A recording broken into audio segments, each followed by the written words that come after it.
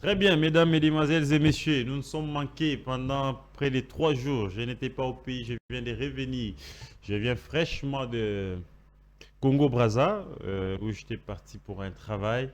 Merci de m'avoir contacté de partout. Gauthier Seuzawa posé au Kanaté. Voilà, nous sommes de retour. Sur ce plateau, je reçois pour vous les coordonnateurs provinciaux de Ensemble pour la République, parti cher au diamant Moïse Katumbi. Avec lui, nous allons aborder la question de la crise au sein du parti de Moïse Katumbi. On apprend qu'il y a déjà des départs en téléchargement, qui veulent démissionner, pourquoi autant de frustrations, et pourquoi cette indiscipline. Moïse n'est pas en mesure d'encadrer ses troupes. Moïse est dépassé par les événements. On va en parler, mais aussi on va aborder la question soulevée par les porte-parole du gouvernement, Patrick Mouyaya, qui a annoncé lors d'un briefing, si je ne me trompe pas, que il faut changer la constitution parce qu'il faut aussi intégrer la langue anglaise comme langue officielle au sein de la constitution, comme c'est fait au Rwanda, mais aussi dans d'autres pays.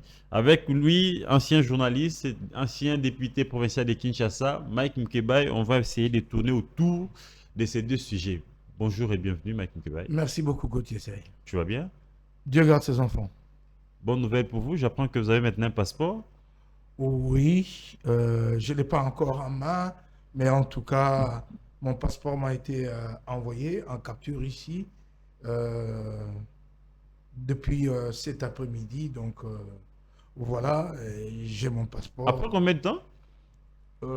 C'est depuis que je suis sorti de prison, donc ça fait plus d'une année. Plus d'un an. C'était quoi la raison?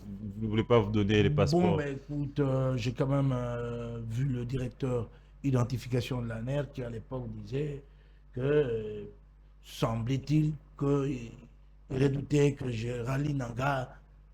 Je me demandais ça venait d'où et sur base d'un Alors, procès la peur, c'était sur base d'un procès d'intention, vous privez à quelqu'un un droit sur base d'un procès Ah, d'intention. donc, à la base, c'était la peur de voir aligner la FCM 23. Oui, mais j'ai rencontré un autre Barbouze, au Barbouze, qui a dit que cet argument-là n'est pas.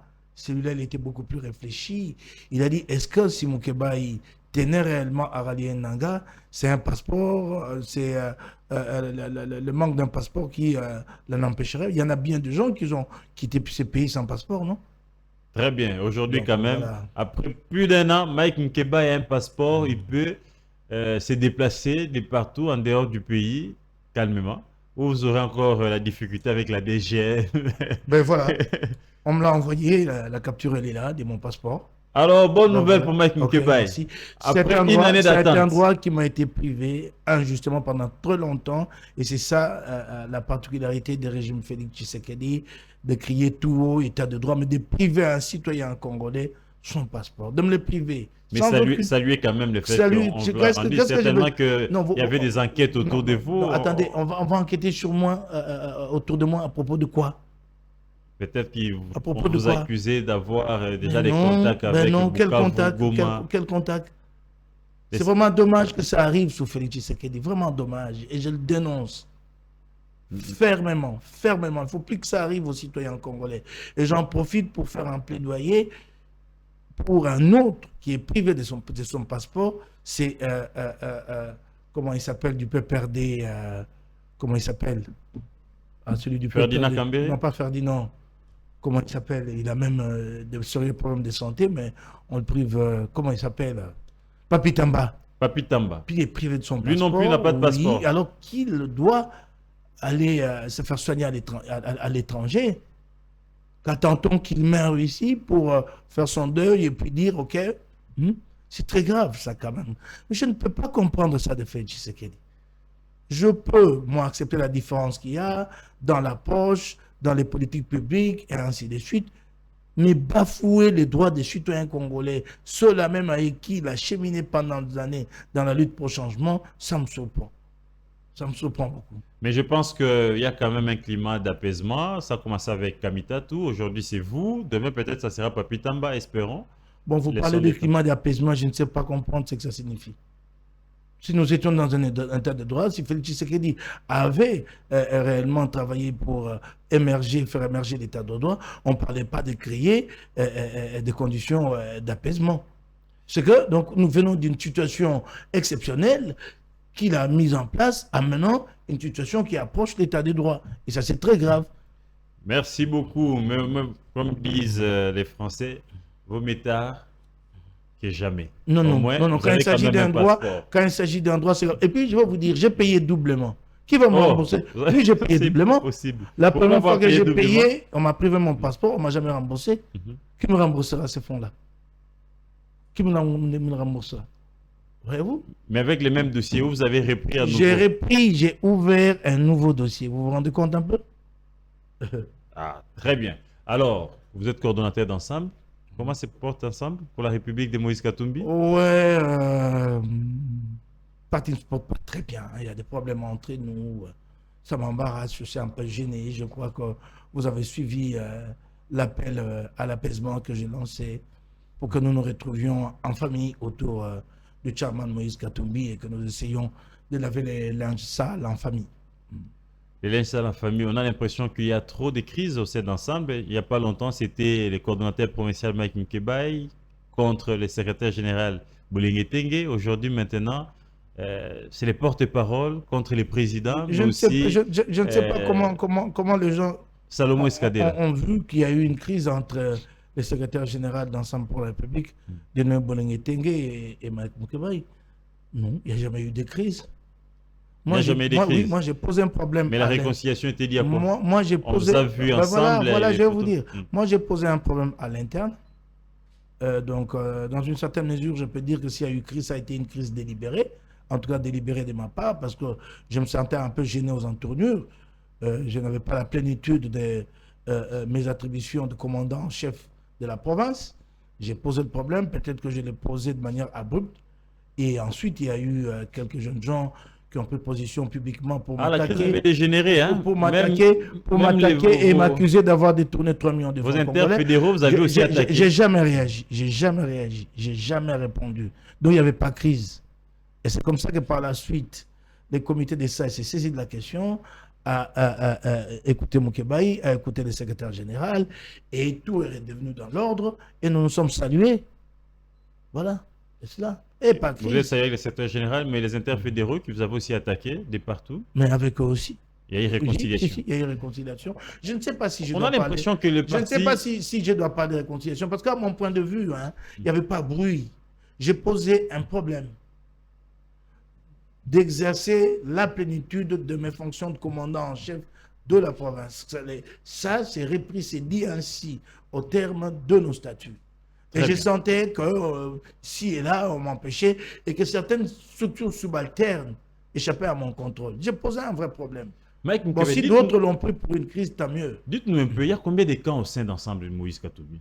Comment vous dites des camps, des On a cours? l'impression que le parti est saucissonné en 3 ou en 4. Non, si vous savez que le parti est saucissonné en plusieurs camps, vous me le dites. Mais sinon, moi, je sais que nous sommes en politique, il est normal qu'il y ait des courants dans le parti. Chacun a Il est normal qu'il y ait des courants. Oui, oui. Et ce qui s'est passé sur le C'est plateau même une de richesse. Perrault-Loira, c'est un courant. C'est une Vous avez richesse. suivi Attendez d'abord, votre attendez. porte-parole de Perrault-Loira? C'est une richesse démocratique que chacun mette sa sensibilité sur la table et que vous discutiez pour enfin dégager une option, c'est normal. Il arrive sur certaines questions que des points de vue divergent, que chacun ait une approche à lui. Et puis ça finit par rapprocher les uns des autres et il y a des courants qui se créent. Comme ça, c'est tout à fait normal. Et il y en a combien aujourd'hui au sein d'Ensemble? Il y a combien de courants Ça aujourd'hui? se vit dans tous les grands partis du monde. Vous avez toujours eu un franc-parler, dites-nous, il y a combien de courants aujourd'hui au Donc, sein d'Ensemble? moi, que je sache, je n'en connais pas plus. C'est que je sais que je suis de ceux qui pensent qu'il n'y a pas à faire de rapprochement avec Félix Tshisekedi. Et que nous devons Il y en a aller... certains qui pensent qu'il faut faire un rapprochement. Non, ça, moi, je ne l'ai pas dit. J'ai dit que je suis de ceux-là, pas du tout favorable à un rapprochement avec Félix Tshisekedi dans la situation actuelle. Écoutez ce que disait votre porte-parole sur le plateau de Perrault-Loira. Il dit ceci, je vais vous lire juste un paragraphe. Tout celui qui manquera du respect à Kamitato Etchu, à Ensemble, quel que soit son rang, y compris Moïse Katumbi, me trouvera sur son chemin et ne mérite pas ma considération. Salomon Kalonda est un aide de camp avec pour mission de faire la valise et apprêter les habits du chef, alors que Kamitatou est un général, l'âme même des ensembles. Bon, je crois que Vous appelez ça démocratie? Attendez. Hervé est un garçon brillant. Comment vous interprétez ça Attendez, d'abord? je vous Dites-moi. réponds. J'ai beaucoup de considération pour lui, mais récemment, il est tombé dans le piège du journaliste. J'ai suivi l'émission. Quand il a répondu, il n'a pas fait allusion à Moïse Katumbi. C'est le journaliste qui insiste, qui dit même Moïse Katumbi, et même Moïse. Mais lui, quand il répond, il ne les dit pas en ces termes. Il dit qui que ce soit. Mais lui ne cite pas Moïse. Il dit qui que ce soit. Bon, alors ça a été interprété comme ça. Ça l'a Qui été. que ce soit. Oui, oui, c'est ça, c'est qui est dommage. J'ai l'impression. Quel que soit son rang. Oui, oui, oui. J'ai l'impression que là, il est tombé dans le piège du journaliste, un peu lancé sur son élan. Les journalistes l'y a poussé, l'y a poussé. Les journalistes ont beaucoup insisté à Perrolois. Et puis, lui, il a dit qui que ce soit. Mais il n'a pas cité Moïse Katumbi. Si l'allusion renvoie à Moïse Katumbi, je regrette infiniment, mais il ne l'a pas cité. Mais Non, pas du c'est tout. clair. Non, non, Mais non. vous voulez faire quelle interprétation vous voulez qu'on vous donne? Quel que soit son rang au sein d'ensemble. Au sein d'ensemble, on a combien de rangs? Quel que soit son rang. J'ai dit ceci. Donc il touche, J'ai dit- il j'ai- globalise j'ai dit la ceci. menace. J'ai dit ceci, que j'ai regretté un peu ces propos, que je les trouvais un peu excessifs. Mais ce n'est pas que lui a cité, lui, Katumbi, il a dit qui que ce soit, et alors l'allusion, si elle renvoie à Katumbi, c'est regrettable. Une Voilà. telle indiscipline, vous ne pensez pas que Katumbi est dépassé par son parti? Bon, je crois que nous sommes à un tournant où il y a quand même certaines positions qui fragilisent les partis. Et si vous parlez d'indiscipline, j'ai dit oui. Mais comment régler la question? Nous allons voir à l'interne. Est-ce qu'au sein de votre parti, il existe une structure de discipline, d'éthique, tout ça? Oui, oui, oui, oui. De manière ponctuelle, on peut mettre en place une commission ad hoc pour traiter de questions de discipline. Nous sommes à plus de 72 heures. Il y a aussi un comité de sage. Non, vous pouvez... S'il vous plaît, s'il vous plaît. Je suis d'accord. S'il Vous parlez de vous plaît. Nous sommes à plus de 72 heures. Je suis d'accord. Depuis que le porte-parole s'est attaqué à son chef. Ouais. Nous étions à plus de, c'est pas moi, d'une semaine que les interfédéraux s'étaient attaqués à leur chef, les coordonnateurs provinciaux. Il n'y a jamais une action disciplinaire contre qui que ce soit. Tout Bon, ça range je vais vous répondre. de bouche à l'oreille. Je On a l'impression que là, c'est un boulevard, Non, non, c'est de la je- jungle au sein d'ensemble. je vais vous répondre. À l'époque de la survenue des événements, de ce que vous appelez crise entre le secrétaire général et membres de cette personne, option avait été levée d'entendre les interfédéraux et d'aller jusqu'à les sanctionner. Mais vous savez que c'est en ce moment-là que nous nous engagions dans le combat pour la défense de l'ordre constitutionnel et certains avaient pensé que politiquement, ça pouvait créer beaucoup trop de fragilité au sein du parti. Telle autre autorité pourrait penser que puisque ces jeunes-là sont réputés proches de lui, si on les sanctionne, c'est en fait lui qui est visé indirectement. Donc une décision politique a été prise. Mais cela n'exclut pas que demain ou après-demain, que vous vous rendiez compte, je vous le dirai le mois venu, que finalement le Mais parti... c'est grave, Mike Mikebai. C'est extrêmement grave, c'est que vous dites. Attends. Donc, s'il vous plaît, c'est extrêmement grave. Oui. Donc, vous voulez ici nous dire qu'au sein d'ensemble, les statuts sont là, qui sont violés, mais vous préférez passer par des arrangements politiques pour arranger X, Y, sinon. Et alors, pourquoi il y a ces règlements? Attendez, Pourquoi il y a ces règlements intérieurs? Pourquoi au Attendez. sein d'un parti, il y a des règlements intérieurs? Je Dites-nous un peu. suis totalement d'accord avec vous. Je suis totalement d'accord avec vous. Mais vous savez, C'est comme ça que vous allez Non, non, diriger le pays allez-y. demain? Non, non, attendez, je vais vous répondre. Attendez. Avec des constituants comme ça? Attendez, je vais vous répondre. Je vous ai dit que nous nous engagions dans un combat et qu'il a été décidé de geler un peu cette question, mais ce qui ne signifie pas que demain ou après-demain, vous verrez que le parti a sanctionné autrement. C'est ce que je vous dis. Et Mais ça ne doit être clair. sont pas aux attends, premières bavures au sein d'ensemble. Vous vous rappelez de l'ancien coordonnateur que vous avez remplacé? Comment il s'appelle encore? Francis Kalombo? Attendez, je vais vous répondre. Apparemment, vous réglez tout sur la place publique. Non, attendez. Indiscipline et Katumbi est Attendez. incapable de sanctionner un seul cadre au sein du parti. Ne dites pas ça. Dites-moi un seul cadre qui a été déjà sanctionné. Francis Kalombo lui-même a été sanctionné, suspendu par le secrétaire général. Après, Nicolas, quelques temps après, attendez, relevé par Katumbi, attendez, il était... attendez. Vous avez posé la question de savoir s'il a été sanctionné. Par la suite, ça c'est votre commentaire. J'ai dit qu'il a été sanctionné. Nicolas, celui qui a été levé attendez. très rapidement par Katumbi. Nicolas a même lui s'est vu infliger une sanction très lourde la plus extrême, il a été carrément radié du parti, Irachan. Il n'est plus de nôtre aujourd'hui. Mais vous savez, nous sommes en politique. Daniel Safou s'est plusieurs fois rébellé jusqu'au point lui-même a démissionné. Il n'y a jamais des sanctions. Apparemment, ce sont des sanctions sélectives. Non, non, elles ne sont pas sélectives. Elles ne sont pas sélectives. Quand vous dites Daniel s'est rébellé, Daniel, une fois d'ailleurs au sein du parti. Il exploite les journalistes, il les manipule pour dire qu'il a démissionné du parti. Par la suite, quand la question lui est posée au niveau de la hiérarchie, il dit « j'ai jamais fait de déclaration ». Ah ben, comment alors on va prendre des sanctions contre lui? Donc il y a eu des sanctions, mais sachez que nous sommes en politique, il y a certaines questions de telle sensibilité qu'il faut le gérer avec beaucoup de délicatesse. Aujourd'hui, le parti a ressenti le coup de ce qui se passe en son sein, de ces attaques violentes entre ces cadres. Ça nous a un peu ébranlés. Ne nous demandez pas d'agir selon votre rythme, nous agirons et en temps opportun. Le parti agira. Dites-nous un peu, Salomon Escadé, il occupe quel poste au sein de votre parti? Mais Salomon est un haut responsable dans son point public. Il est membre du directoire exécutif national. C'est une structure qui compte 6 membres, qui vient en termes de hiérarchie directement après le président national. Donc vous avez là-dedans Salomon Kalonda, le secrétaire général Dieudonné Bolenge Tengue,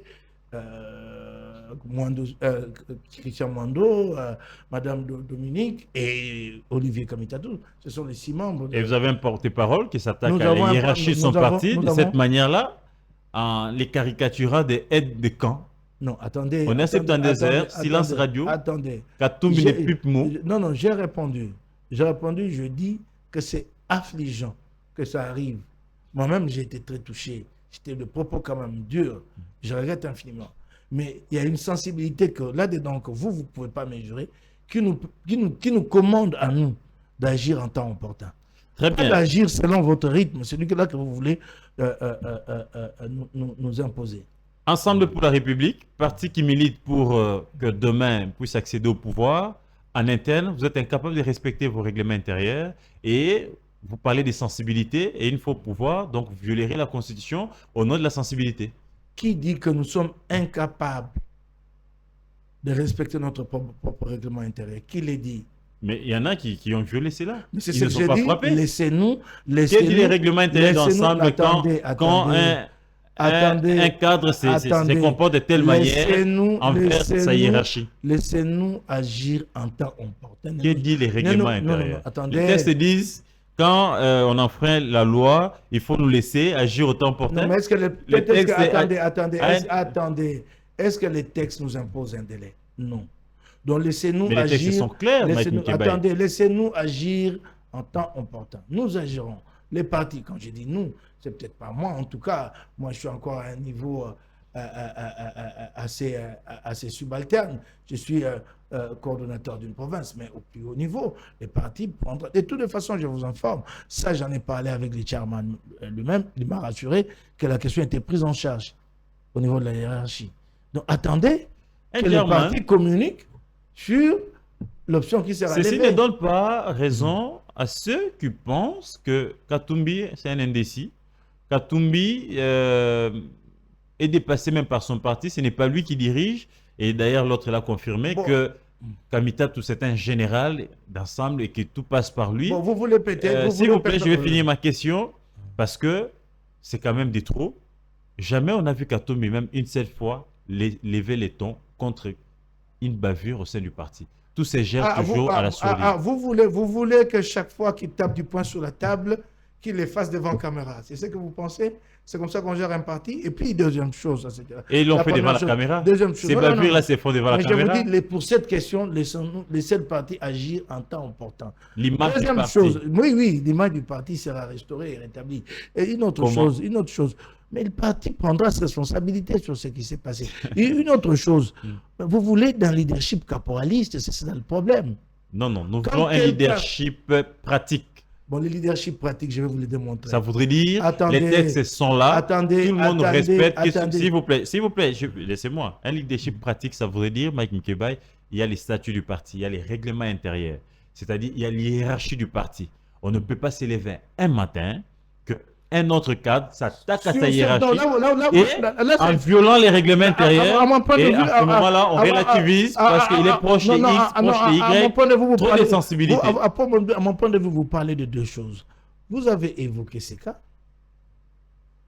récents, une crise née de la sortie médiatique d'un cadre, et de l'autre côté, vous parlez du leadership. C'est pourquoi j'ai dit, vous voulez imposer à Katumbi un leadership caporaliste, caporalisant.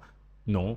Ben alors, c'est Nous pas ce voulons, leadership-là. nous voulons un Et je leader voulais maintenant- éclairé Oui, oui. et un leader qui Je s'attire voulais- au respect des textes. Attendez, je voulais maintenant Bien vous démontrer. partis. Je voulais d'ailleurs vous montrer qu'avec son leadership de conciliation.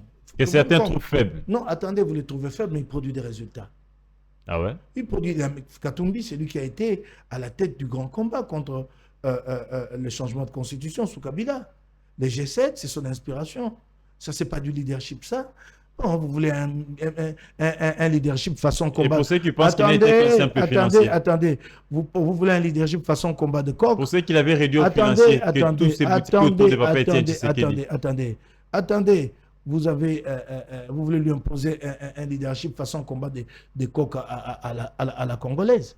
Quand vous dites que lui n'était que le financier, savez-vous que le jour où il rentre à Lumbashi pour tenir le fameux meeting, le meeting historique, troisième faux penalty, savez-vous que Kabila était dans la ville et que Katumbi avait reçu des menaces, des services l'avaient appelé pour qu'il n'atterrisse pas ce jour-là à Lumbashi.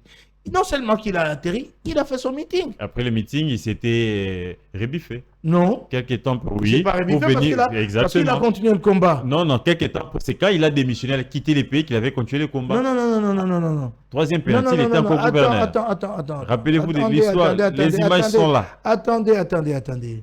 Mais qu'est-ce qui l'amène à quitter le pays? Mais Ce ça- qui l'amène à quitter le pays, c'est d'avoir dit à Kabila en face, parce qu'après le meeting, Kabila l'a fait venir à Kinshasa Ouais. pour discuter, pas seulement avec lui. Il a réitéré la même position. Et c'est comme ça que quand il rentre, on lui crée un faux procès. C'est à la suite du faux procès qu'il va en exil. Donc, il a maintenu sa position jusqu'au bout. Je peux vous citer des exemples de ces leaderships de conciliation que vous ne voyez pas. Vous voulez un leadership façon armée. Non. Mais vous savez qu'on a des exemples ici. Les gens, que chaque fois qu'il y a des départs des cadres, ils critiquent tous le leadership de Katumbi. Saf l'a dit, que Katumbi n'avait pas de vision et que c'était un leader faible. Il y en a 2-3 qui l'ont dit comme ça, alors qu'ils l'ont pratiqué. Certains, les noms m'échappent, mais il y a 2 qui ont suivi les pas de ça pour critiquer le leadership de Katumbi. Ceux qui l'ont aussi pratiqué ont tort de dire cela. J'ai toujours posé une question à Daniel Safou. Hein. Quand il dit que le parti ensemble n'a pas de ligne, qu'il devait lui nous dire et mettre en avant des cas concrets sur tel point. Regarde ce qu'Ensemble a défendu un lundi et le mercredi, le même parti s'est rétracté pour s'engager dans une autre ligne. Ça, il ne me l'a jamais opposé. Donc, c'est une accusation. Moi, je peux vous donner un exemple. C'est une accusation sans fondement. Je peux vous donner un exemple. C'est une accusation sans fondement. Je peux vous donner un exemple. Ouais. Ensemble se décide un matin d'intégrer l'Union sacrée. Quelques temps après, ils disent qu'il faut quitter l'Union sacrée. Et vous, d'ailleurs, personnellement, vous vous êtes précipité à annoncer cela et Katumbi est resté près d'une année pour venir prendre la décision. Bon, ok. Nous sommes engagés dans une coalition. Remarquez qu'au départ même, quand nous mettions ensemble en place cette coalition, nous l'avions fait avec beaucoup de difficultés. Félix Tshisekedi n'a pas voulu que nous prenions le temps de réfléchir et de nous imposer à nous tous une ligne. C'est lui, Félix Tshisekedi, qui n'a pas de ligne avec son union sacrée. Qu'est-ce qui s'est passé? Oui, nous sommes arrivés dans l'union sacrée avec un cahier de charge. Tshisekedi n'a pas voulu que nous l'examinions. Il n'a pas voulu que nous ayons un programme en commun. Il n'a rien voulu de tout ça. Attendez, vous m'avez posé une question, moi je réponds. Allez-y. Il n'a même pas voulu entendre parler. Comme à l'époque, les gens étaient pressés que nous mettions Kabila de côté et procédons à la mise en place du gouvernement. On nous a dit que nous causions du retard au processus. Nous avons été pris à partie par tous. Nous sommes venus avec un cahier des charges pour se mettre d'accord. C'est la énième fois qu'une coalition devait naître, une coalition pour gouverner devait naître en République démocratique du Congo. Inspiré par l'expérience, ce que nous avons vu par le passé, nous nous sommes dit il nous faut un programme commun avec Félix Tshisekedi, ce qui nous servira de repère à nous tous. Parce qu'il y a eu une première coalition ici entre Palou et Kabila. Vous avez vu ce que ça avait donné. Il n'y avait pas d'unité programmatique, rien. Et il suffit que les gens s'entendent sur le partage du pouvoir, et puis... Mais la position des Kassoum était laissez-moi ambiguë. avancer, Et laissez-moi d'ailleurs, avancer. vous, ça vous a fait même énerver. J'ai laissé... Ça vous a j'ai même l'occasion de énervé, répondre. et vous avez quitté même... Attendez. avez Non, décrié mais cette c'est ça, position-là. laissez-moi maintenant répondre. Alors que ton parti Il était y à a eu, l'Union non, Sacrée, et toi, attendez, tu t'attaquais à l'Union il y a eu Sacrée. une deuxième coalition, par la suite, qui n'a rien donné encore. FCC cache. Oui. Nous avions cette expérience-là dans le rétroviseur. Nous nous sommes dit non. Félix a refusé que nous discutions pour avoir un programme commun, pour nous fixer des repères. C'était déjà ça. Donc nous entrions dans une coalition bancale. Pardon. Pourquoi avoir tardé avant de quitter? Attendez. Il faut comprendre la pression qu'il y a en politique chez nous. Quand vous avez des gens à l'affût de postes ministériels, vous n'avez pas le temps de le retenir. Hein. C'est une pression terrible, c'est une réalité. Attendez, moi, je n'ai pas de réalité. Un leader est capable d'imposer les mots d'ordre. Attendez, moi, je n'ai pas de réalité politique. Vous pouvez aller avec des jugements d'ordre moral, comme vous dit, imposer un mot d'ordre. Et donc, il y a eu cette pression et nous sommes engagés. Quand nous nous sommes engagés, Félix Tshisekedi a commencé à poser des actes de gestion sur lesquels nous n'étions pas d'accord. Vous savez que nous avons élevé la voix pour la première fois sur quoi? Mais les RAM, c'est escroquerie. Donc nous devions soutenir les RAM au nom de la coalition. Mike Nkeba, il claque la porte. Attendez. Pour quitter 8 mois après. Vous avez d'abord parlé d'ensemble qui n'a pas lié ensemble des lignes. Je vous parle de la ligne. Donc vous nous demandiez à l'époque donc de soutenir les RAM. Nous avons élevé la voix comme une fois sur les RAM. Nous ne sommes pas d'accord. Nous l'avons même fait par écrit, de communiquer. Tu sais qu'il s'est entêté. On en est où avec les RAM aujourd'hui? On en est où? Vous voulez que nous répondions un jour devant l'histoire sur des actes posés par un autre? Aujourd'hui, c'est quoi la ligne d'ensemble? Vous êtes dans C64 ou dans Sauvons les Congo? Attendez, nous avançons. Je veux quand même clarifier cette question-là aujourd'hui. Et par la suite, Moïse Katumbi a commencé à prendre ses distances. Mais vous ne saviez pas ce qu'il y a eu. Les indélicatesses qu'il y a eu. Moïse Katumbi a reçu des messages de menaces. Vous voulez que je vous dise de la part de qui? Et qui a été l'émissaire pour lui apporter ces messages? Vous pouvez envoyer à un partenaire des messages du genre essayez un peu de vous retirer de l'Union Sacrée, vous allez vivre pire que vous avez vécu sous Joseph Kabila. Et on allait continuer comme ça? Vous voulez que je vous dise?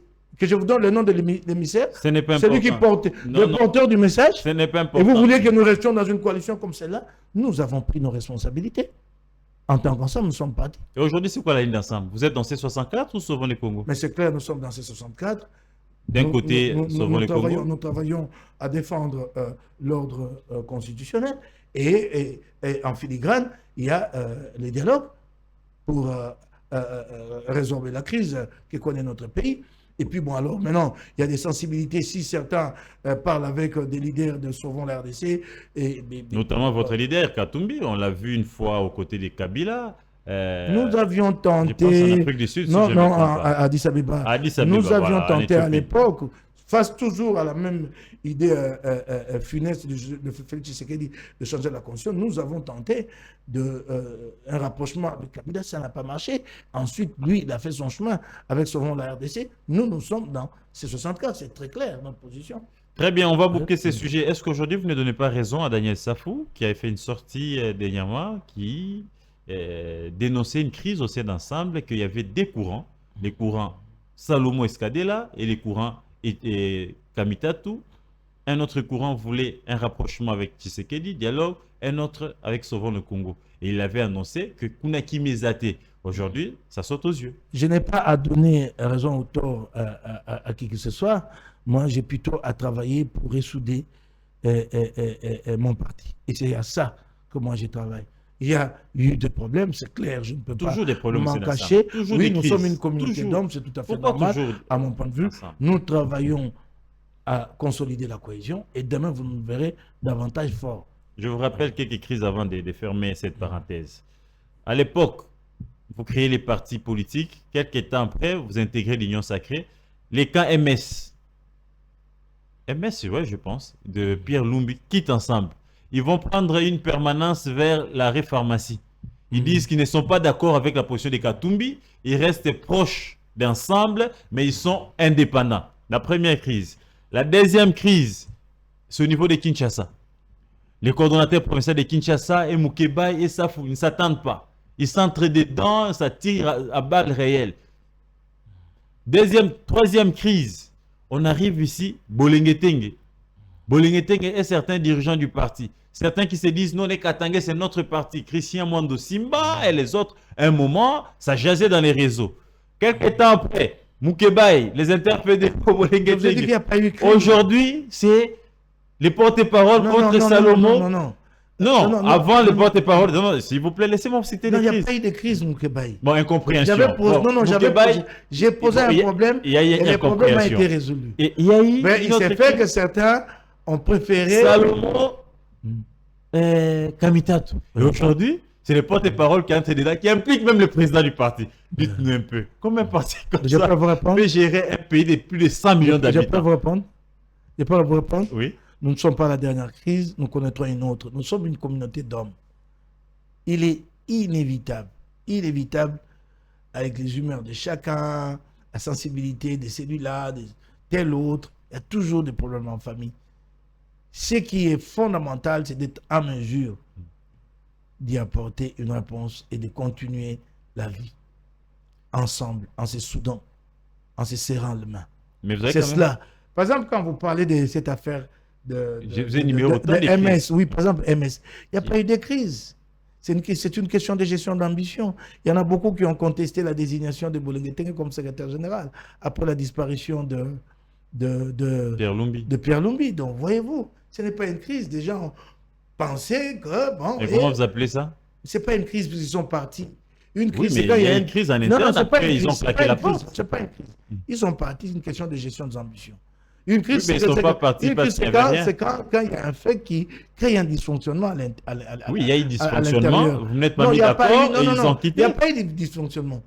Ils ont constaté que tel a été désigné, ils n'ont pas été d'accord, ils sont partis. Ça, ce n'est pas une crise. Ça, par exemple, ça n'est pas une crise. Il y en a bien d'autres que vous citez qui ne sont pas des crises. Ce sont des incompréhensions, c'est des petites incompréhensions, des petites escarmouches entre tel ou tel autre. Merci beaucoup. Espérons que demain, le président Djerman prendra les choses à main pour remettre de l'ordre au sein de son parti. Mais attendez, vous pensez que s'il ne prend pas les choses à main, il pourrait... Bon, déjà que les élections ont été ce qu'elles ont été, mais il est arrivé deuxième. Notre parti aujourd'hui contrôle plus d'une vingtaine de sièges à l'Assemblée nationale. Nous avons quelques 2-3 sièges au Sénat. Nous disposons des sièges dans certaines assemblées provinciales. Si quelqu'un ne contrôle pas les choses, vous pensez qu'il peut sortir d'une élection avec une telle moisson, même si par ailleurs... Vous parlez de 2023, ben, 2023. Et aujourd'hui, vous pensez que si on allait aux élections, tel que vous êtes en crise là, vous pourrez reproduire le même résultat? Non, il n'y aura pas d'élection maintenant, c'est en 2028. Non, j'ai dit si. Non, avec les si, on peut détruire Paris. Non, c'est pour vous dire que non, il n'y a pas de si. Vous êtes en ordre dispersé. Nous ne sommes pas en ordre dispersé. Les élections seront organisées en 2028. Nous avons le temps de nous rattraper, de consolider la cohésion et de répondre quand l'appel sera lancé pour enfin concourir aux élections. On l'espère bien, Mike Moukébaï. Alors, fidèles téléspectateurs, merci de vous savoir très nombreux. On va prendre le deuxième sujet. Le deuxième sujet, c'est cette vidéo qui est devenue virale sur la toile où le porte-parole du gouvernement, Patrick Mouyaya, disait qu'il faut qu'il y ait changement à la Constitution parce qu'il faut intégrer l'anglais comme langue officielle aussi pour faciliter les développements comme les cas du Rwanda. Vous avez suivi la vidéo? J'aimerais d'abord savoir de Mouyaya si la question a été discutée en Conseil des ministres ou il s'agit de son point de vue. Je pense que c'était son point de vue personnel parce qu'avant, il avait dit que la question de changement de constitution n'a jamais été discutée. Ok, d'accord. Mais ça, c'était son point de vue en tant qu'élu, mais aussi comme notable ou politique du pays. Ouais, je sais que c'est un garçon qui n'est pas très moyen. Il est encore au-dessus de la moyenne. Mais comment ça? Oui, c'est quand même un garçon assez brillant. Je l'ai pratiqué, nous avons été très potes et j'ai beaucoup discuté avec lui. Mais je constate que de défendre... de porter une cause indéfendable rend abrutissant. C'est ça le problème. Lui qui aime les narratifs. Non, j'ai dit. qui paye cash. Je constate que de défendre, de porter une cause indéfendable est abrutissant. Comment ça? Vous pouvez vous imaginer ce que ça représente de basculer du français à l'anglais. Est-ce que Patrick Mouyaya a eu le temps de mesurer la portée d'une telle réforme? Ce que ça peut coûter en termes financiers, c'est des dizaines, des centaines même de milliards, mais aussi en termes de temps, c'est des décennies. Je ne sais pas si c'est lui qui a pris l'exemple du Rwanda, mais en tout cas, le développement n'a rien à voir avec la langue. Les mandarins, la langue chinoise, elle n'est parlée qu'en Chine. La Chine est développée. Elle n'est parlée qu'en Chine, les mandarins. Les mandarins parlent encore où? Ce n'est pas une question de langue, le développement. Mais revenons à cette idée-là. Le Rwanda l'a fait pas comme un choix. Ça marchait? Attendez, pas comme un choix politique. C'est ça tout le problème. Ça n'a pas été un choix politique délibéré à un moment donné. Non. Le Rwanda l'a fait par contrainte. Patrick Mouyaya ne connaît peut-être pas l'histoire de la région et du Rwanda. Quand le Rwanda accède à l'indépendance, 1962, il y a des troubles, des massacres. Les Tutsis quittent le Rwanda en masse. Un grand nombre se réfugie au Burundi et un autre grand nombre important aussi se réfugie en Ouganda. C'est là-bas que se réfugient tout petit, alors tout gosse, Kagame et les frères de Rugema, qui a été les véritables patrons du FPR, des Fonds populaires rwandais. Et c'est là-bas, en fait, comme c'est un pays anglophone, c'est là qu'ils font leur classe, et ainsi de suite. Et ils participent à la prise de pouvoir de Museveni. Ils sont anglophones, parce qu'ils ont vécu tout jeunes et ont grandi dans un pays anglophone. Quand finalement ils arrivent à Kigali et qu'ils prennent le pouvoir, ils trouvent un pays francophone, hérité de Aberimana. Et c'est comme ça que finalement, ils coupent la part en deux, ils maintiennent le français comme la langue officielle, mais aussi l'anglais, parce qu'eux ne parlaient qu'anglais. La diaspora qui était en Ouganda, elle était anglophone. C'est cela, c'est une contrainte. Mais en fait, pour maintenant essayer de départager les deux langues, il y a une troisième langue officielle au Rwanda, c'est le Kinyarwanda, qui est la seule langue au Rwanda. Et c'est comme ça que le Rwanda s'en sort aujourd'hui avec ces trois langues-là. Mais ce n'est pas un choix. Mais ce n'est pas ça aussi qui fait le développement. Parce que déjà, de dire qu'aujourd'hui, et c'est le seul cas, exemple, c'est le seul précédent que moi je connais dans le monde. Je ne connais pas un autre pays qui a basculé d'une langue à une autre et qui a obtenu des résultats pour son développement. Allons-y tout doux. Je vais vous relancer si peu. Je vais vous relancer si peu. Je rappelle d'abord qu'à une certaine époque, vous avez travaillé à Kigali avec les softs, si je ne me trompe pas. Oui, vous pendant maîtrisez 2 années. bien pendant des années. Oui. Mais est-ce que Mouya pas du basculement ou Mouya parle d'intégrer aussi l'anglais? Même si vous l'intégrez, mais oui, mais c'est que ça va. Parce que l'anglais, c'est quand même pratique. Est-ce qu'il peut vous dire ce que ça va coûter? Vous devez traduire les archives en anglais, les manuels scolaires, c'est des dizaines de millions de dollars. Vous devez nous recycler tous ici, les enseignants, à tous les niveaux, les fonctionnaires. Ce qui va être le plus compliqué. Ça, il faut que je voie comment le Rwanda lui a réglé cette question. Je n'ai jamais fait attention à ça. Mais comment on va régler la question du droit? Parce que, vous savez, nous, francophones, on est des traditions en ce qui concerne le droit, on est des traditions comment on appelle ça, romano-germanique. Donc notre droit, il est plus écrit. Par contre, les anglo-saxons sont dans la tradition de ce qu'on appelle les common law. C'est un droit plus jurisprudentiel. Et très pratique d'ailleurs. Très pratique. Par rapport à notre droit. Vous pensez que pour atteindre toutes ces réformes-là, ça vous prend combien d'années? Mais il faut commencer quelque part. Non, mais attendez, vous dites commencer quelque part. Nkebai. Déjà que le pays est sous-développé, Félix l'a trouvé là, il l'a enfoncé dans le gouffre. Vous voulez maintenant dépenser des dizaines de milliards de dollars dans quelque chose qui n'est pas productif. Parce que là, ce n'est pas la langue qui produit le développement. Le développement, il est dans la tête. Je vous ai dit que le chinois n'est parlé qu'en Chine. Mais comment la Chine est deuxième puissance économique mondiale? Oui, mais parce qu'aujourd'hui, Mike Nkebai, on ne va pas quand même ignorer que les affaires passent couramment en anglais aujourd'hui. Je vais vous dire, on peut intégrer cette langue, que ce soit aujourd'hui une obligation ou qu'elle soit obligatoire dans notre système éducatif. Où est le péché? Et qu'on commence Je- je- quelque je- part, je vais- je vais- petit à je- petit, et je- on atteindra les niveaux du Rwanda et d'autres pays. je vais y aller. Il faut faire le bon débat. Il faut d'abord se rendre compte de ce que ça représente, cette réforme, avant de poser la question telle que tu me la poses. Ce que ça représente en termes de coût et de temps, c'est des décennies. Et dans les pires des cas, si nous ratons la réforme, c'est que nous allons connaître un très grand retard encore. C'est des décennies. Ce n'est pas un claquement de doigts et vous avez ça. C'est des décennies. Toi-même, tu dois être recyclé, mis à niveau. D'ici à ce que tu maîtrises l'anglais couramment, ça va te prendre combien de temps? Que tu le maîtrises, que tu sois capable de l'enseigner, capable de parler. Les enseignants à tous les niveaux, les fonctionnaires, vous vous rendez compte de ce que ça représente en termes d'écoute.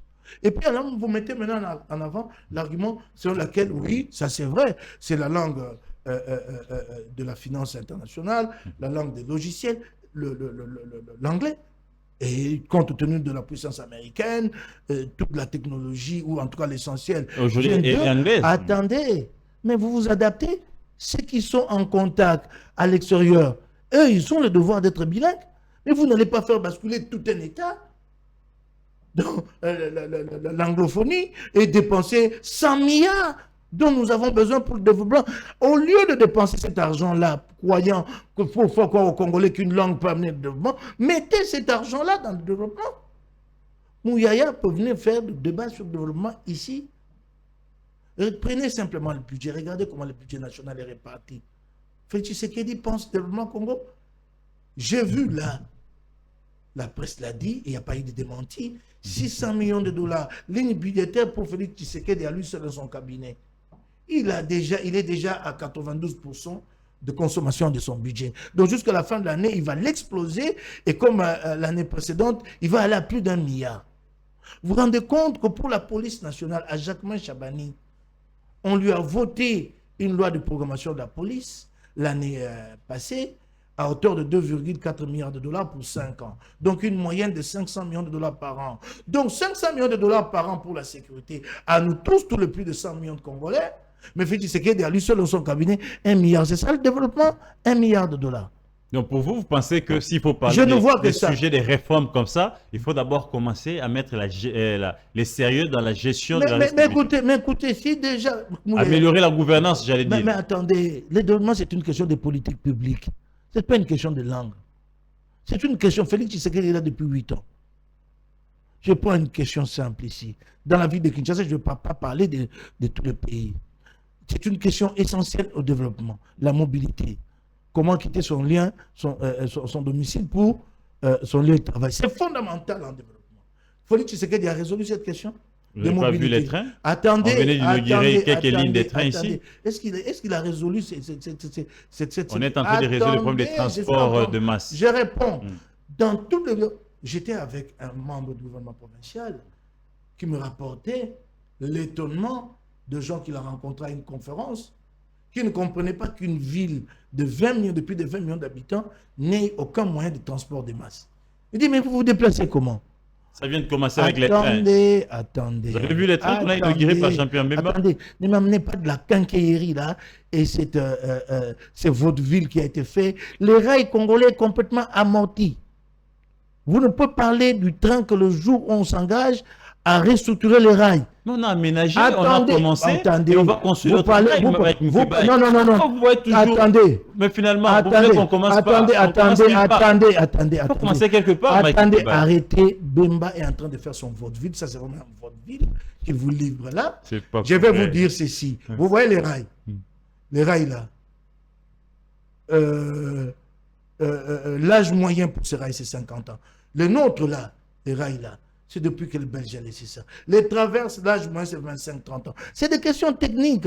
Vous ne pouvez pas en parler comme ça. Et puis arrêter cette affaire ici. Je ne sais pas si il faut commencer quelque part. Ça signifie quoi? Il faut investir. Il y a toujours un début. Il faut investir dans le dur, dans le solide. Alors vous dites qu'il faut commencer quelque part. Vous voulez construire une maison de 10 niveaux. Vous ne faites même pas de fondation dans le sous-sol. Et vous dites qu'il faut commencer. Vous commencez directement là. Et juste au premier niveau, la maison s'écroule. C'est ce que fait Tshisekedi nous livre là. Le rail congolais est complètement amorti. Vous verrez réellement un signal que Félix Tshisekedi a la volonté de s'engager dans le secteur ferroviaire, le jour où il dira qu'il y a 500 millions de dollars pour les rails. Il faut le recommencer, le refaire.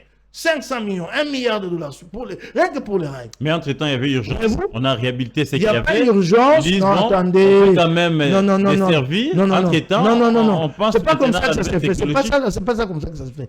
Nous avons même déjà un problème d'écartement. Est-ce que l'écartement de notre rail, là, c'est celui qu'il faut garder?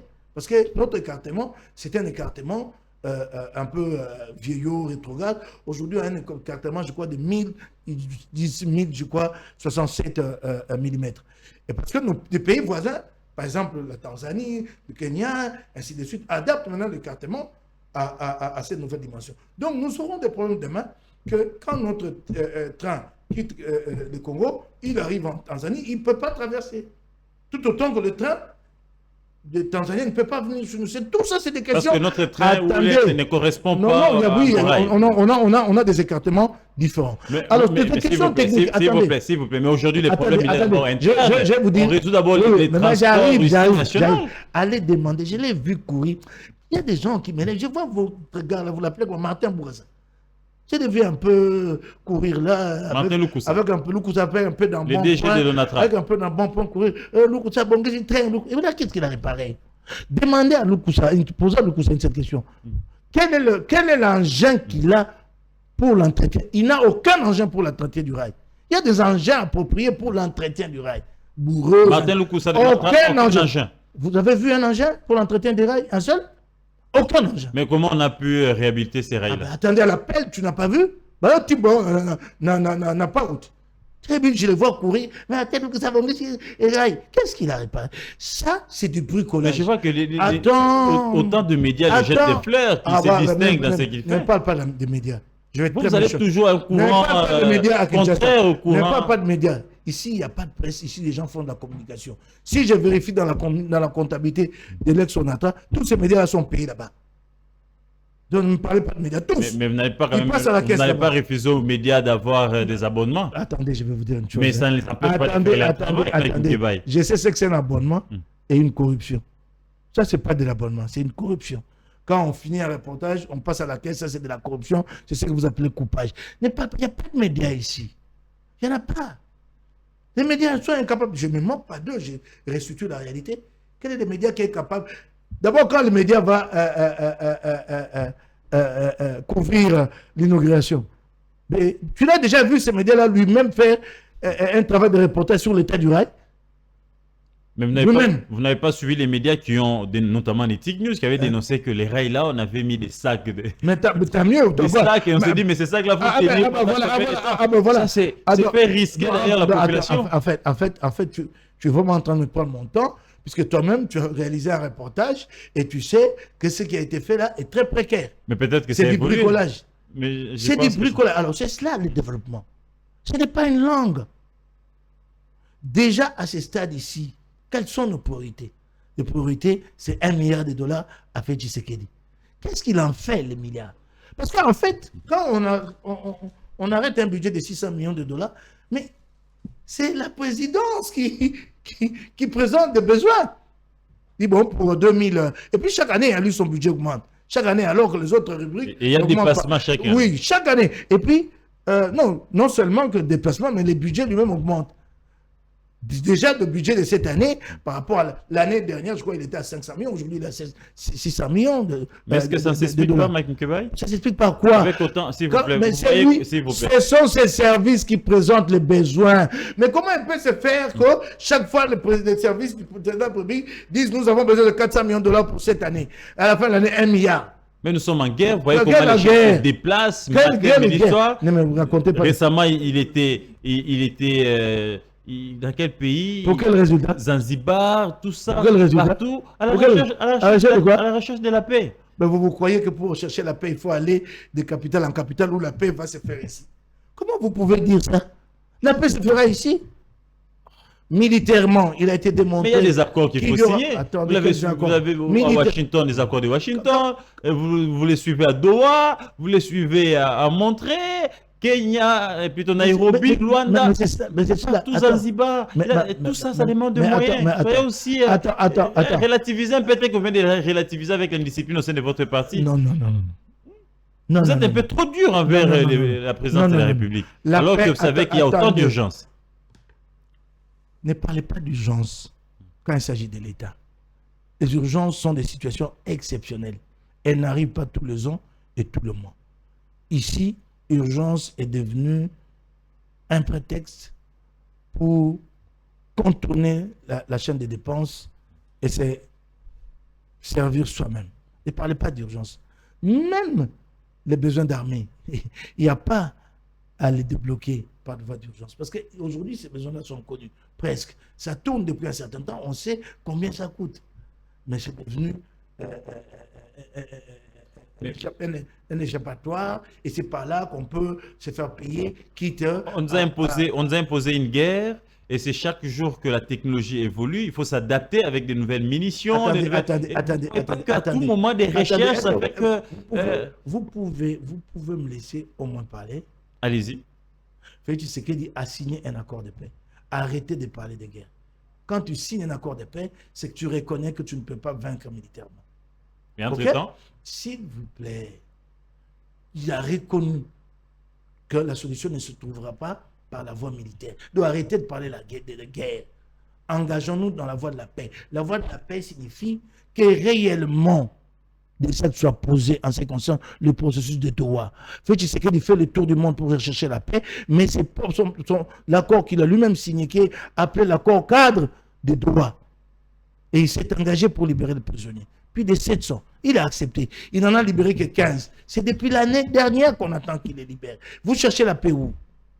Tu signes, tu dis oui, je vais libérer. Une année plus tard, tu n'en libères que 15. Il fallait examiner. Examiner quoi? Pourquoi ne fallait pas qu'il le dise? Et de part et d'autre, tout ça. Sur cette question des prisonniers du côté FCM 123, aussitôt l'accord signé, les prisonniers avaient été libérés depuis l'année dernière. Retrait des troupes rwandaises? Non, ça c'est notre question. Je te parle du processus de Doha. En ce qui concerne le retrait, ouais, tu dis même le retrait, l'accord ne dit pas retrait. L'accord dit lever des mesures défensives. Et Félix Tshisekedi a signé au bas de cet accord-là. Mais il y a des engagements mutuels de part et d'autre. Attendez, il y a des engagements mutuels de part et d'autre.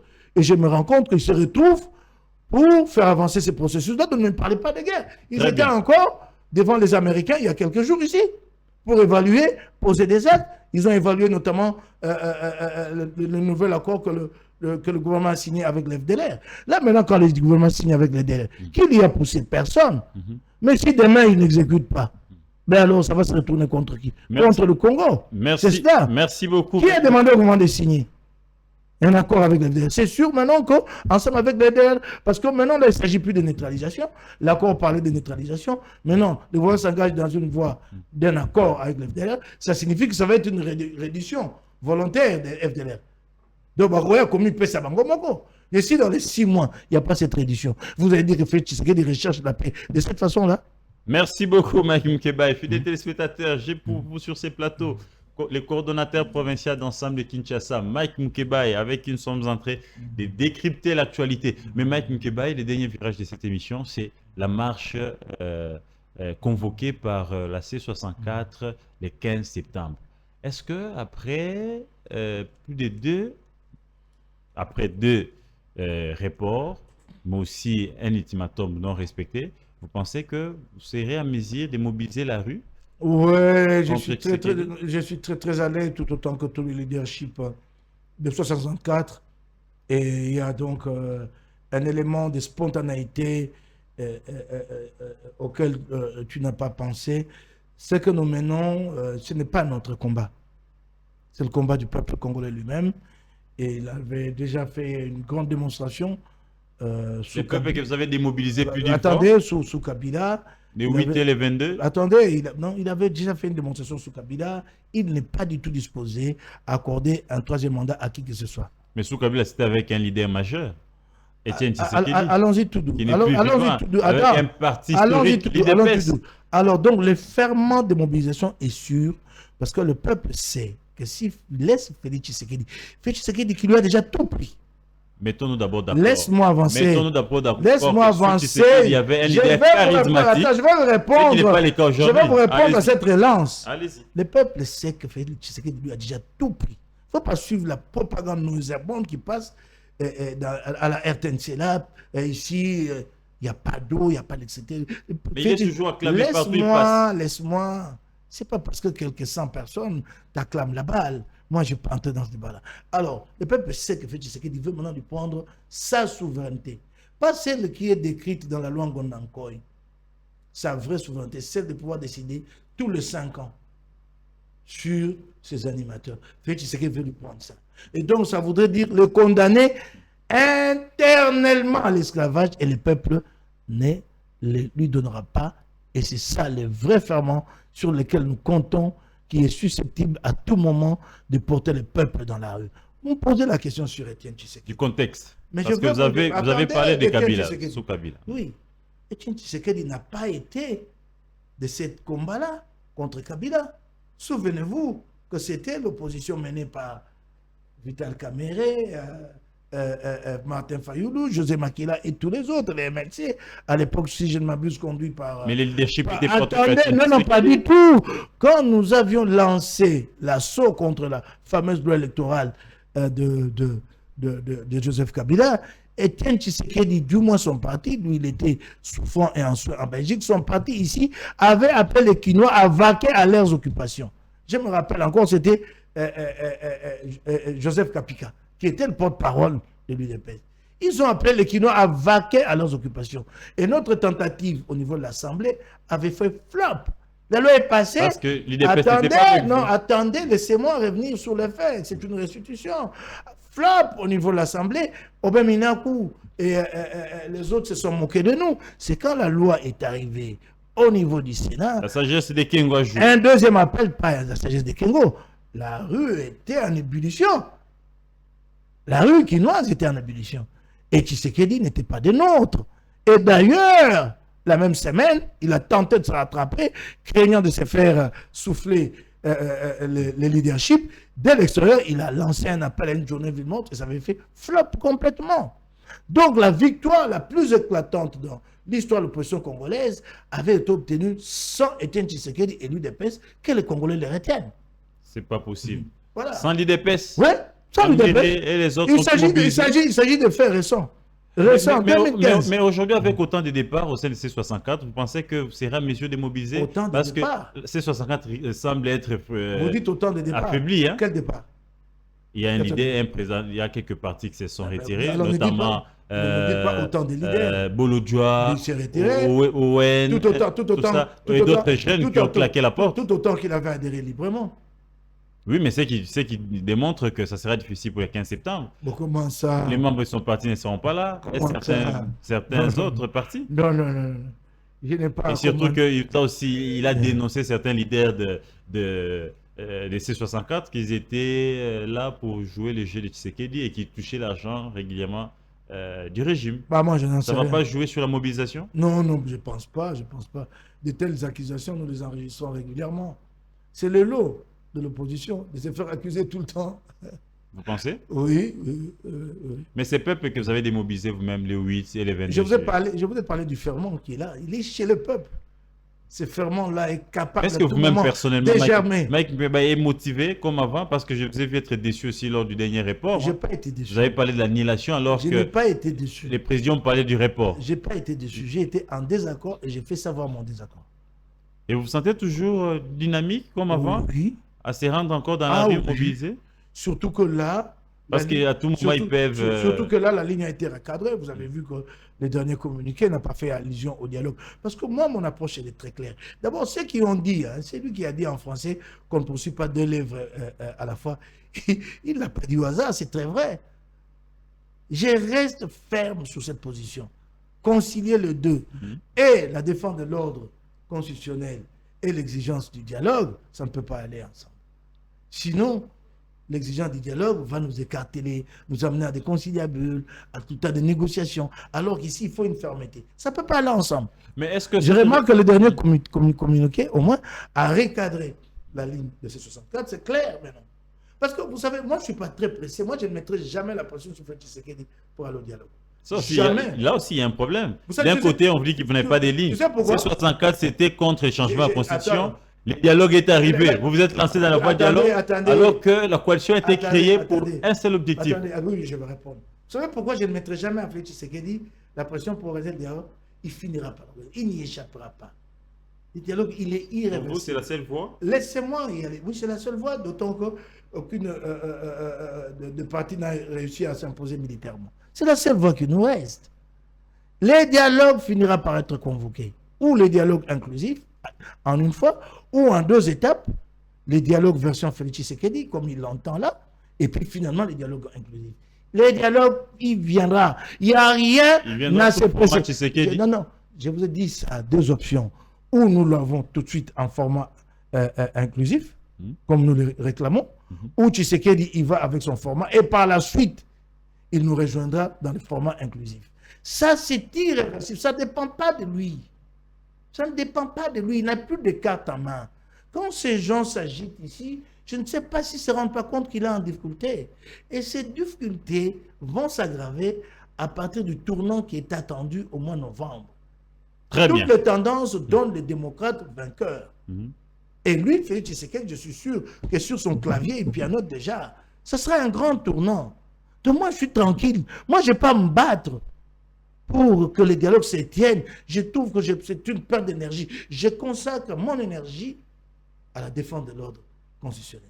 Un matin, Félix Tshisekedi se réveillera lui-même et il va le convoquer, ces dialogues, dans le format inclusif. Mais ceux qui se battent n'ont-ils pas raison? Parce qu'il y a urgence. Nos frères sont massacrés. S'il vous plaît, s'il vous plaît. Nos frères sont massacrés, tués, nos mamans sont violées. Et c'est comme ça qu'ils exigent rapidement les dialogues. Vous pouvez l'exiger, vous pouvez attendre. Et quand vous dites que ça finira par arriver, entre-temps, ceci. Goma Bukavu. Vous pouvez l'exiger. Félix Tshisekedi quoi encore avoir 1 ou 2 cartes.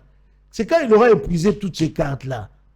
Mais il faut les contraindre. C'est ça le rôle de l'opposition aussi. Attendez. Ne perdons pas le temps à les contraindre. Barrons-lui la route en ce qui concerne les changements de la Constitution. Il croit encore avoir des cartes. Il gagne du temps parce qu'il ne sait pas où il va. Il n'a pas d'objectif précis. Une idée l'habite. Comment avoir le 3e mandat? Et c'est là sa grande faiblesse. Ça l'a coupé des réalités. Il ne voit plus le mur qui est en face. Il n'a que cette obsession. Et c'est finalement quand il butera au mur qu'il comprendra. C'est cela. Les restes, vous perdez le temps. Les restes éparpillent le peuple et l'empêchent de se mobiliser autour du véritable enjeu. Et d'ailleurs, laissez-moi le dire, certains le prendront très mal. Entre les 2 thèmes, il y en a un qui est mobilisateur et l'autre ne l'est pas. Hein. Les thèmes de défense de l'ordre constitutionnel, c'est les plus mobilisateurs. Et les thèmes de dialogue pour restaurer la paix à l'est du pays? Non. Les dialogues est perçu. Moi, je n'étais pas de la perception. C'est pas pour. Toi, tu ajoutes pour restaurer. Oui, parce que. Non, s'il vous plaît. Kata Kadna dit que le chef de l'État a adhéré à l'idée de convoquer un dialogue pour créer quoi? La cohésion nationale. Attendez. L'objectif de la cohésion nationale, c'est quoi? Je te dis ceci. La perception dans l'opinion. Ça, c'est ce que tu me présentes sur cette table. Même la perception, moi. Les réflexes que j'ai eus, c'est que ce terme des dialogues, le thème des dialogues est moins porteur, parce qu'il est beaucoup plus politique. Partage du pouvoir. Voilà, c'est cela le problème. Très bien. Et un peu rébarbatif pour le commandement tel, alors que les thèmes de défense de l'ordre constitutionnel et citoyen, beaucoup plus fédérateurs, restons là. Moi, je ne dis pas pour autant qu'il faut laisser la situation pourrir. C'est Félix Tshisekedi qui est dans la logique de pourrissement. Laissons-le, ce pourrissement-là va le payer bientôt. Merci beaucoup. C'est dans quelques mois. Merci beaucoup. Dernière question. Pas du tout pressé, moi. Retour des activités contre les régimes, alors que Tata Cardinal Ambongo s'était donné en caution. Il avait demandé l'apaisement des part et d'autres, le temps que les cahiers des charges soient élaborés. Est-ce qu'une déception pour Tata Cardinal? D'abord, les dernières informations que nous avons, en tout cas, elles ont été publiées par Jeune Afrique, et en tout cas, le gouvernement n'a pas démenti, c'est que Félix Tshisekedi a présenté aux évêques son dialogue avec son format là, qu'ils appellent, je ne sais pas, États généraux, Bachibouzouk comme ça, un truc sans tête ni queue. Ils ont présenté ça aux évêques. Et Jeune Afrique a rapporté que les évêques ont émis des réserves. C'est qu'il y a une façon polie, diplomatique de dire qu'il y a des accords. Fait tu sais qu'il est pris au piège. Ah, heureusement. Voilà encore, il s'est fait prendre un piège là. Il a eu le tort de faire porter son dialogue par des gens qui ne partagent pas la même compréhension que lui du dialogue. Il est piégé. Il aurait dû le convoquer lui-même de manière unilatérale. Les évêques sont porteurs d'un projet à eux qu'ils appellent porteur social. Il est piégé maintenant. Qu'est-ce qu'il faut faire? Il pourra le persuader, les convaincre de porter son projet? Non. Alors, s'il mettait leur nom, qu'est-ce qu'il fera? C'est désengager avec eux? Ça va l'affaiblir, hein, son image. Hein? Voyez-vous? Il est là déjà pris à un piège. Comment faire? Si les évêques ne porteront pas son dialogue là, et c'est comme je vous dis, qu'il ne sait pas où il va, il n'a pas des objectifs clairs. Donc, il prend son projet, qui est tout le contraire de ce que les évêques ont présenté sur la table. Mais il est fait porter par les mêmes évêques. Et aujourd'hui, les évêques lui disent non. Et il ne sait pas maintenant comment se sortir de cette souricière-là. Il s'en sort comment? Il est déjà pris à son propre piège là. Mais je t'ai dit, ça va être fatal à un moment donné. Qui sont ses opposants qui sont allés les rencontrer à Zanzibar? Pas d'opposants, c'était juste... Non, personne n'était à Zanzibar. Je suis informé. Personne n'était à Zanzibar. Les médias ont parlé d'opposants. Non. Personne n'était à Zanzibar. De toute façon, l'opposant qui va chercher à faire cavaler seul pour un rapprochement infini, c'est qu'il rallie l'union sacrée. Merci beaucoup. Hein? Aujourd'hui, faire cavalier seul dans un rapprochement avec Tshisekedi, c'est rejoindre l'union sacrée. Et c'est tout autant que son fameux dialogue là, c'est un congrès de l'union sacrée. Je ne sais pas pourquoi il traîne à le convoquer. Merci beaucoup. Voyez-vous qu'il est en difficulté. Il aurait dû déjà le convoquer, non? Merci beaucoup, Mike Moukeba Ikosso. J'ai pitié de lui. Je pense qu'il les convoquera au moment opportun. Opportun, hein? Lui-même sait l'utilité et le moment. Merci beaucoup, fidèles téléspectateurs. C'était là votre invité, Mike Moukeba, et avec lui, on a fait le tour de toutes les questions d'actualité. Il vous a donné son point de vue.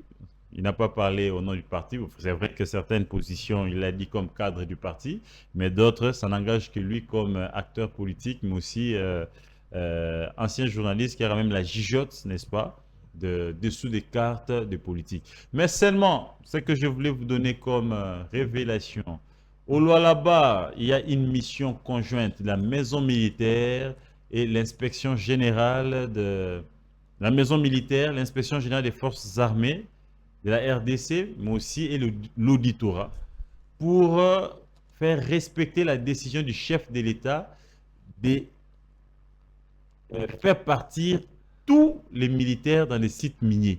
Ils sont venus là comment voilà. Il faut dire à Mouya, c'est ça le développement. Mais seulement, hein? Mouya, il y a un constat. Ils sont venus là comment? Il y a un constat amer, Mike Moukeba, au Lualaba. On a constaté, selon les infiltrations et les indiscrétions qui me sont parvenus, je vous reviendrai avec toute la liste demain sur Nétique Presse, quelques sites miniers exploités par des expatriés, certains Chinois, certains Suisses, qui alimentent la rébellion M23 sous l'œil impuissant de Madame Fifi Masuka. Et c'est grâce à ces missions qu'ils ont pu fermer certains sites, parce qu'ils ont constaté, ils ont trouvé des pièces que ces sites-là étaient en train d'alimenter la rébellion. Alors la question qu'on se pose, Maman Fifi est là pendant autant d'années, qu'est-ce qu'elle faisait? Elle ne faisait que toucher la redevance? Elle ne savait pas que la rébellion était aussi financée par certains sites miniers du Lualaba? Est-ce une complicité ou simplement la question lui échappait? Et si ça lui échappait, est-ce là une incompétence?